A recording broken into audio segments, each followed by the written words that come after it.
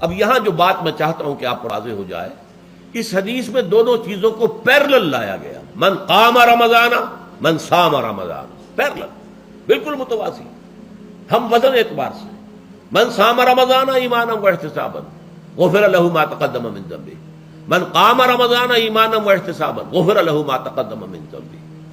اب سوال پیدا ہوتا ہے قیام اللیل سے مراد کیا ہے؟ یہاں پہ میں ذرا تراویح کا جو پس منظر ہے وہ بیان کر دینا چاہتا ہوں۔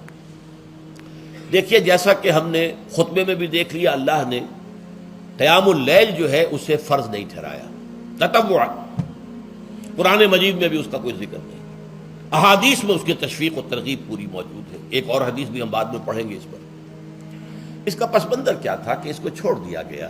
اب ظاہر بات ہے مسلمانوں میں کمزور بھی ہیں، مسلمانوں میں وہ مزدوری کرنے والے بھی ہیں، روزہ تو فرض ہے ان پر، چاہے مئی کا مہینہ ہے اور گندم کاٹنی ہے، روزہ تو پھر بھی رکھنا ہوگا، یہ سب کچھ ہے، لیکن یہ کہ رات کو پھر کھڑے رہنا ان کے لیے، جاگنا ممکن نہیں ہے، لہذا ان کے اوپر یہ چیز فرض نہیں۔ حضور نے تراویح کی نماز یا قیام اللیل نہ اسے فرض قرار دیا، نہ اس کے بعد جماعت کوئی اہتمام کیا مستقل، صرف 3 راتیں آپ نے جماعت کروائی ہے، اس میں 8 رکعتیں آپ نے پڑھی ہیں کہ جو آپ کا معمول تھا تہجد کا، وہ پڑھی، اور تہجد کے وقت ہی جماعت کرائی ہے۔ یہ ہے وہ حدیث۔ اس کے علاوہ کسی نماز تراویح جو ہے جو ہم پڑھتے ہیں 20 رکعتیں عشاء کے ساتھ متصل، اس کا کوئی ذکر نہ دور نبوی میں ہے نہ دور صدیق اکبر میں ہے۔ یہ دور حضرت عمر کی خلافت میں ہوا ہے، اور ہم نہیں کہہ سکتے کتنے سال کے بعد ہوا ہے۔ حضرت عمر رضی اللہ تعالیٰ عنہ کی خلافت کا دور جو ہے وہ تو 10 برس ہے، ہو سکتا ہے 5 برس کے بعد ہوا ہو، 6 برس کے بعد ہوا ہو، 12 ہوا ہے ان کے عہد میں۔ حضرت عمر ایک مرتبہ مسجد میں داخل ہوئے، مسجد نبوی میں، تو دیکھا کہ کچھ لوگ 8 10 12 جو ہے وہ ایک جو ہے حافظ کے پیچھے کھڑے ہوئے اور قرآن سن رہے ہیں، کچھ دوسرے کونے میں کھڑے ہیں، کچھ کہیں اور کھڑے ہیں، مختلف جماعتیں ہو رہی ہیں۔ تو انہوں نے سوچا کہ کیوں نہ ان سب کو ایک امام کے پیچھے جمع کر دیا جائے، اور اس کے لیے لوگوں کی سہولت کے لیے عشاء کے ساتھ متصل رکھ دیا جائے، اس لیے کہ تہجد کے وقت اٹھنا جو ہے وہ تو ہر کس و ناقص کا کام نہیں ہے، کہ عشاء کے بعد اگر تھوڑا سا اضافی وقت ہو صرف، تو یہ ہر شخص کر لے گا، مزدور بھی کر لے گا۔ لہذا آپ نے یہ نظام تجویز فرمایا کہ عشاء کے متصلاً بعد 20 رکعت نماز پڑھی جائے اور ایک امام کے پیچھے پڑھی جائے۔ یہ گویا کہ اجتہاد ہے حضرت عمر رضی اللہ تعالی عنہ، اس کو آپ نے خود بدعت بھی قرار دیا ہے، لیکن بدعت حسنہ۔ بدعت کس اعتبار سے؟ لغوی اعتبار سے، نئی بات، اس لیے کہ حضور کے زمانے میں نہیں تھی، تو یہ اس طریقے سے ایک نئی بات ہے، لیکن یہ بات چونکہ بہت اچھی ہے، بہت عمدہ ہے۔ آپ جب یہ نظام چل پڑا تو ایک دن مسجد میں آئے، دیکھا کہ بڑی بھری مسجد ہے، صحابہ کھڑے ہیں اور ایک امام کے پیچھے قرآن سن رہے ہیں۔ آپ نے فرمایا نعم البدعۃ ھذہ، یہ جو ہم نے نئی بات شروع کی ہے یہ بہت اچھی ہے، بہت عمدہ ہے۔ ہمارے ہاں اہل حدیث حضرات بھی در حقیقت حضرت عمر یا کسی اور خلیفہ راشد کے فعل کو وہ سمجھتے ہیں کہ یہ ایگزیکٹو آرڈرز ہیں، یہ ہمیشہ کے لیے نہیں ہے۔ حضرت عمر نے اپنے دور میں ایک نظام قائم کیا، ان کے دور کے لیے ٹھیک تھا، یہ ہمیشہ کے لیے نہیں۔ ہمیشہ کے لیے وہ 8 ہی رکعتوں کے قائل ہیں، وہ تہجد والے، لیکن اس میں بہرحال انہوں نے بھی خود یہ اضافہ کیا ہے کہ وہ 8 رکعتیں وہ عشاء کے ساتھ متصل پڑھتے ہیں، تہجد کے وقت تو نہیں پڑھتے۔ اور حضور نے تو صرف 3 روز جو ہے وہ کرائی تھی جماعت، وہ لوگ 30 دن یا 29 دن پڑھ رہے ہیں، تو اضافہ تو انہوں نے بھی کر دیا، اس نظام میں تبدیلی تو ہو گئی۔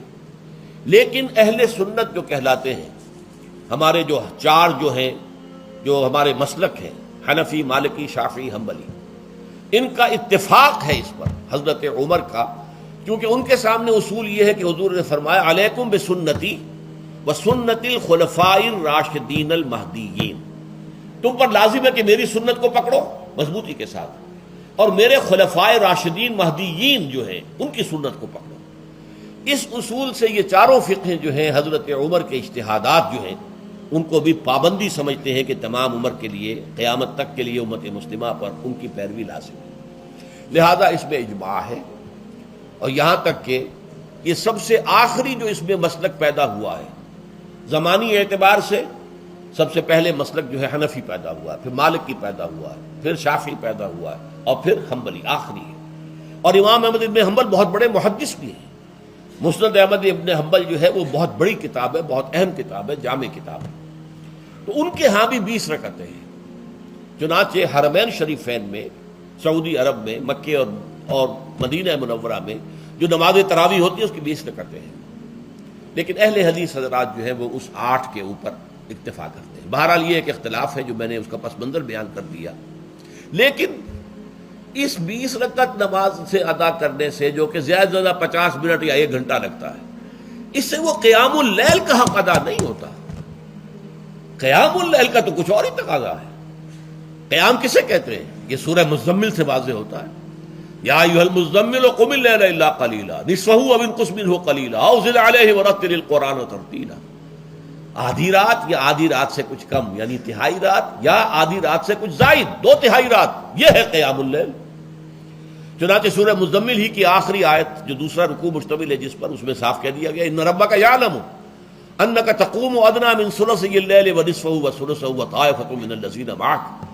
اے اللہ کے نبی، اللہ خوب واقف ہے کہ آپ بھی اور آپ کے ساتھ ایک جماعت بھی رات کو کھڑی رہتی ہے، 2/3 رات یا آدھی رات یا 1/3 رات۔ تو یہ سارا معاملہ جو ہے قیام اللیل کا، گویا کہ کم سے کم 1/3 رات پر اس کا اطلاق ہو سکے گا، یہ نہیں کہ 1 گھنٹے۔ اب اس کے ضمن میں دیکھیے حدیث پڑھیے، تیسری حدیث ہے ان عبداللہ ابن عمرو ابن العاص رضی اللہ تعالی عنہ۔ یہ وہی عبداللہ ابن عمرو ہے جن کی میں نے آپ کو حدیث پہلے سنائی ہے۔ یہ ساری رات کھڑے رہتے تھے، پوری رات، اور ہر روز روزہ رکھتے تھے، جس پر حضور نے منع کیا، لا تفعل، مت کرو ایسا۔ رضی اللہ عنہما، یہ خود بھی صحابی ہیں اور ان کے والد عمرو بن العاص بھی صحابی ہیں۔ ان رسول اللہ صلی اللہ علیہ وسلم قال، کہ اللہ کے رسول صلی اللہ علیہ وسلم نے فرمایا الصیام والقرآن یشفعان للعبد، روزہ اور قرآن بندے کے حق میں شفاعت کریں گے۔ یقول الصیام، روزہ ہی عرض کرے گا اللہ کی جناب میں، اے رب پروردگار، انی منعتہ الطعام والشہوات بالنہار، میں نے تیرے اس بندے کو دن کے دوران کھانے پینے سے اور اپنی شہوت کا تقاضا پورا کرنے سے روکے رکھا، یہ میری وجہ سے روکا رہا، تو میری شفاعت اس کے حق میں قبول فرما، فشفعنی فیہ، میری شفاعت اس کے حق میں قبول فرما۔